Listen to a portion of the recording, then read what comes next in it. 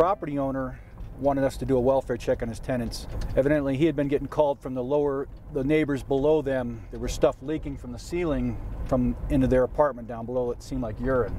We knocked, there was no answer to the door, but we could hear dogs in the apartment, and there was more than one. I mean, it sounded as if there was 10, 15 dogs in there. I was told my partner, Jared, I said I had to go clear the residence to see if someone else in there, because I mean, it smelled like death. When you got to the bottom of the stairs, you could literally smell the apartment.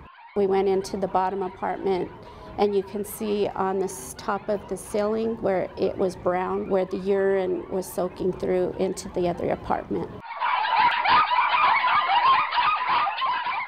They were infested with bed bugs. They had actual roaches all over. Like I said, they were living in feces and urine. They stunk so bad. I mean, they were all matted. The reason I could not go into the scene the next day is because they had put an order to vacate on it, the health department, and nobody was allowed in there. When you first go into those types of houses or apartments, you're like, how do people live in this?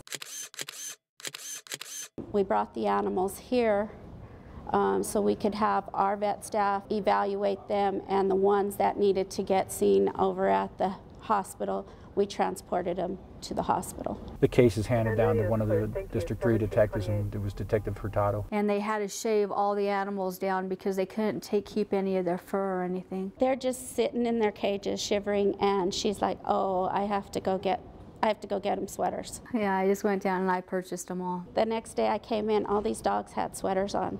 And they said, oh yeah, the detective dropped them off. There was 23 dogs, but I purchased 27 coats just because there were some other little dogs in the pound that needed coats. She actually helped us clean some of the cages while we were taking pictures. She was hands-on with this case.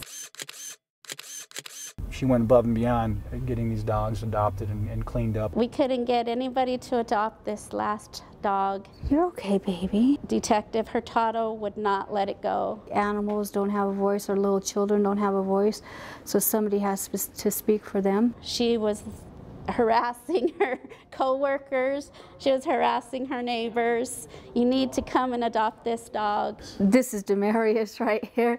At the very last minute, she decided she was going to adopt him. And I think a lot of the police officers go that little bit extra because, I mean, that's just the kind of people, you know, that we are. I mean, we take the job for a reason, and we want to help out, and I mean, we try to do good in the community.